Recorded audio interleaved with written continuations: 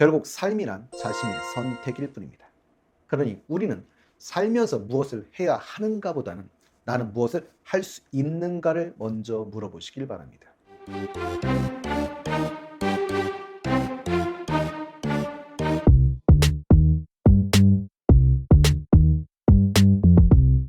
반갑습니다. 쉽고 간결한 철학의 이병철입니다. 오늘부터는 실존주의에 대해서 한번 이해해보는 시간을 가지려고 합니다. 서양 철학은 플라톤 이래로 절대적, 보편적 진리가 객관적으로 존재한다고 믿었습니다. 그러니 근대까지 철학의 최대 테마는 본질이지요. 본질, 에센스라고 하는데요. 변하지 않는 고유한 성질, 그러니 그것의 고유 또는 어떤 것을 어떤 것이게끔 하는 성질로 그것의 정체성, 이런 의미로 이해해 보시면 좋을 것 같습니다. 참 철학적으로 말하면 좀 어렵지요. 다시 해볼까요? 우리 이런 말들 생활에서 많이 씁니다. 이게 설렁탕이야? 설렁탕이 왜 이래? 그럼 이런 판단하려면 그 기준이 되는 설렁탕이 있어야 하는 것이죠. 마찬가지로 저게 사람이야? 어떻게 사람이 저럴 수가 있어? 그럼 이런 판단하려면 기준이 있어야지. 그러니 그 기준이 되는 인간이 있어야 하는 겁니다. 예를 든다면 설렁탕이라는 설렁탕, 즉 설렁탕의 본질. 인간이라는 인간, 즉 인간의 본질이 있어야 하는 것이지요. 그럼 이 본질은 결국 뭐에 답하고 있는 걸까요? what입니다. what. 무엇인가에 답하면 되는 것이죠.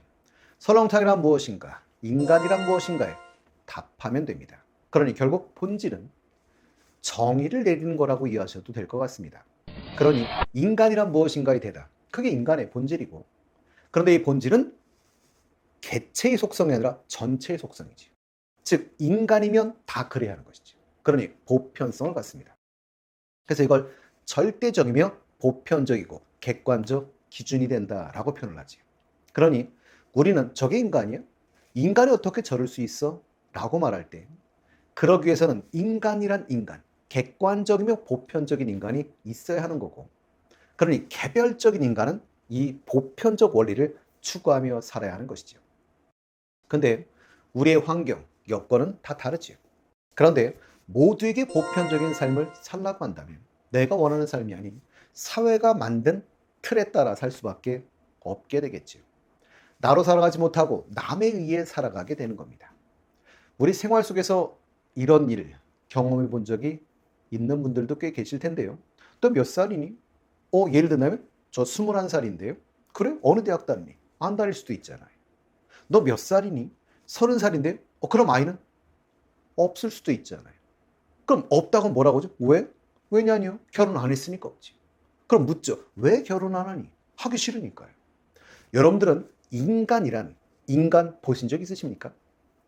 인간이란 인간이 없는데 누구에게나 적용되는 인간의 본질이 있을 리가 없지.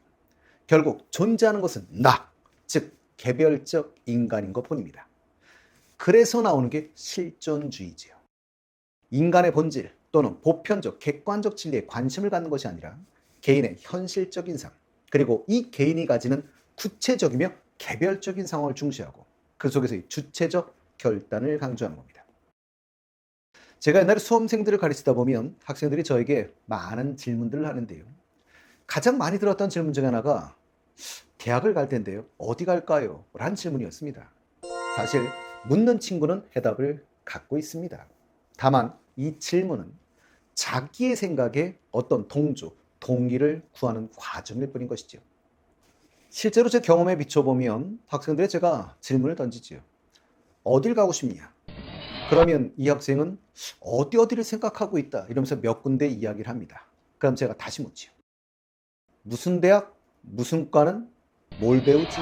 거기 진로는? 이렇게 물어요. 이런 식으로 그 학생과 대화를 하다 보면 이 친구가 어디에 더 관심을 갖고 있는지를 사실 느낄 수가 있습니다.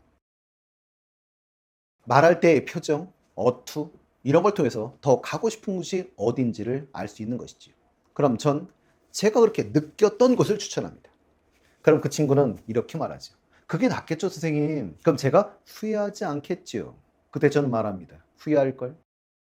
그럼 놀라서 다시 묻습니다. 그럼 저기로 갈까요? 그래라. 그럼 후회하지 않겠지요. 후회할걸? 학생 중엔 화를 내는 친구들도 있죠. 대체 뭡니까? 라고 묻는데요.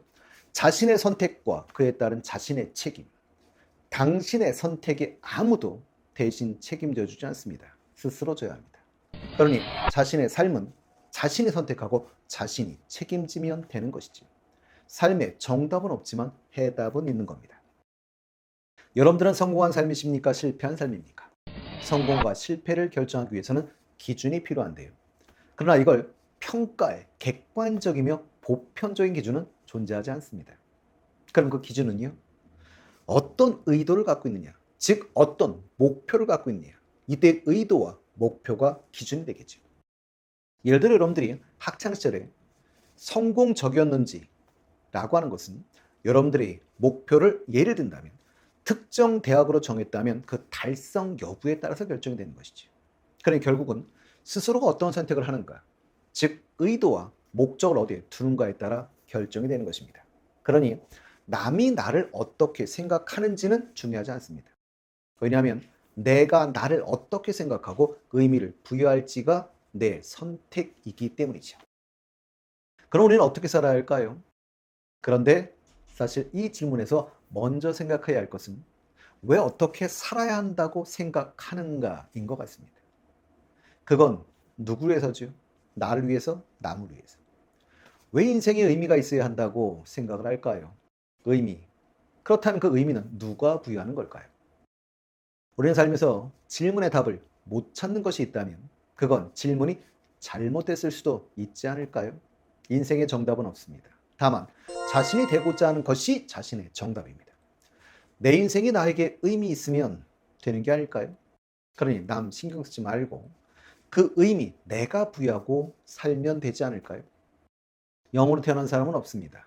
영으로 죽어간 사람이 있을 뿐이지요. 결국 삶이란 자신의 선택일 뿐입니다. 그러니 우리는 살면서 무엇을 해야 하는가 보다는 나는 무엇을 할 수 있는가를 먼저 물어보시길 바랍니다. 그리고 남들의 시선을 의식하지 말고 내가 하고 싶은 일이 무엇인지를 항상 자문해 보십시오.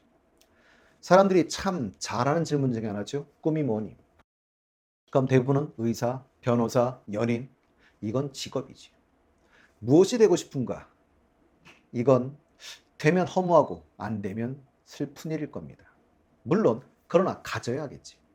근데 가져야 하는 이유가 나는 어떻게 살고 싶은가에 있어야 하고 그걸 실현하는 수단, 방법으로서 필요한 것입니다.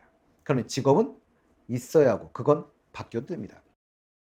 그러나 내가 무엇을 지향하는가, 무엇을 추구하는가, 그리고 지향하고 추구하는 가치 있어야 하고 그것의 실현을 위해 살아가야 되겠지.